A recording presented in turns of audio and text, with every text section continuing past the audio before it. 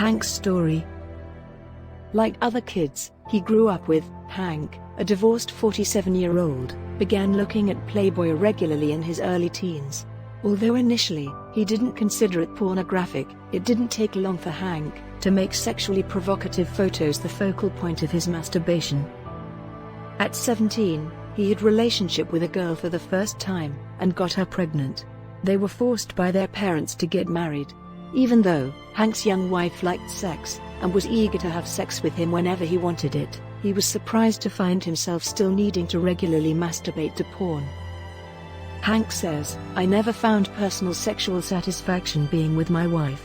I was 18 years old with a normal sex drive, and a regular willing sexual partner. I couldn't understand why I still had to have my pornography, but I did." Hank got divorced, but his need for porn continued, even after he began sleeping with a number of other women. "I kept having the same feelings of sexual frustration. I realized it wasn't that I had needed novelty or variety in sex, it was that I was looking for the ideal woman, like the ones who exist in porn. Porn hadn't prepared me to be with a real woman. I wanted perfection, or nothing."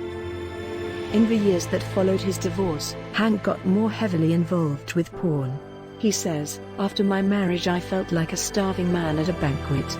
Suddenly, I could get all the porn I wanted, and not have to worry about anyone else. I got to gorge myself, and I did. Even the way I had sex with real women was just another form of porn for me." Hank describes himself as becoming a party boy who just wanted to get laid. "For a while, I was fairly sexually active. I had a number of sexual partners, but each one was totally frustrating. My relationships wouldn't last more than a few weeks or a few months, because after the initial fascination and mystery wore off, or my immediate sexual needs were met, I found the woman inferior. I judged her as below me, not my equal, not someone who I would be proud to be with. I was also ashamed of being with her, because I knew I was just using her for sex, and didn't really want a relationship with her. I wasn't pursuing an intimate partner, I was looking for a piece of ass, but, more often than not, my sexual needs were met by pornography use. By the time I was in my late 20s, I had pulled back from the dating scene, preferring to use porn and have occasional one-night stands, when I needed some human contact." Hank didn't mind having little sexual contact with real women. His masturbating to porn was completely satisfying on a physical and emotional level. He enjoyed the feeling of having total control over his own sexual experience. He says, "I didn't have to think about anybody else's needs. I could control every level of my own sexual response." By 30 years old, Hank felt he had learned how to address all his sexual needs in such a way that he didn't need a woman. "All I needed was the stimulation I got from visual and written pornography," he said. "When I felt a fever of sexual need, I would turn to pornography and masturbate. I could finish up in 10 minutes, or prolong the experience with a gradual build-up to a fever pitch that lasted for hours." But Hank's physical finesse with using porn came at a social price. Hank reflects, "I became less capable and willing to reach out and spend time to build a relationship with a woman. I was way too self-centered. If I went to a party and found someone to have sex with, it was still all about me. Sometimes, I slept with a woman just to make sure I was okay and still in touch with humanity." Over the course of the next 10 years, strange shifts began occurring in Hank's relationship with porn. Masturbating to porn stopped being something he was choosing to do to address his sexual urges. He began needing to masturbate to pornography frequently in order to simply feel good. It became compulsive. "I had to do it, or risk feeling miserable. I had been masturbating to porn a lot, once or twice a day, every day for years, but it had turned into something more than just a need for sexual release. I started masturbating for longer periods of time, and needing newer and different types of porn. I progressed from Playboy and softcore magazines to the very edges of child pornography. And the progression was almost unnoticeable to me. It felt natural. I needed different and deeper stimulation. Playboy didn't satisfy me, because it's too plain, too common. I wanted magazines that were barely legal. I also began using porn in combination with alcohol and other drugs to heighten the effect. My experience of porn changed drastically." Hank increasingly found himself in a bind. Visual images no longer worked for me. I'd get a tingling, or a tickling of a sexual response, but my sexual needs became more internalized based on ideas in my own head. I felt like I could write my own script for my perfect sexual response. So I began writing my own pornography for myself, starting from my own sexual desires. Writing enabled me to justifying my continued porn use. I told myself this is intellectual and I'm learning how to write by doing this. Hank would hide away in his room for days at a time, writing pornography while getting high on methamphetamine, and drunk on frozen vodka martinis. I could maintain an erection for hours, literally for hours. And I did this for months. Every weekend, I'd lock myself in my room and do this stuff.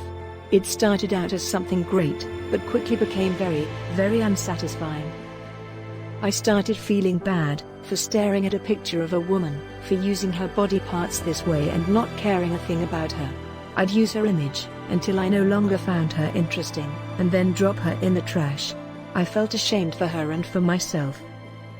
I understood what I was doing, how selfish and self-centered it all was, how little I got out of it. But it's almost like it was feeding itself. I was no longer in control of my sex life. I had become the object of the pornography. We'd switched places. The pornography had a life of its own. It was the dictator. It was running the show, and I was just the whipping boy. Hank's preoccupation with porn, and the exhaustion that resulted from his weekend binges, started to cause him trouble at work. I'm a welder, and you have to be very precise and very careful. After all, I'm working with fire and dangerous gases. One wrong move, and you can hurt yourself, or even die. One day, after I'd just come off of a 3-day run of writing porn, getting high, and getting off, and had maybe 3 hours of sleep, I went to work and just stood there. It was like I had forgotten this job, and who I was. I just stood there, and broke down. It was almost as if my conscience wept. I felt this very deep level of shame. It was like I had reached the point where my conscience was giving up. My conscience was reaching out to me in the only way it could. It's odd that I've never talked about this, and I've never really been able to verbalize it, but in that moment, I could no longer drink, I could no longer do drugs, and I could no longer do pornography. It all came to an end in an instant, and I just broke down. I broke down physically while I was at work. I broke down emotionally. I broke down spiritually. I was so bereft of any positive self-image that I just wept. It was almost like part of me died, and I was grieving that death.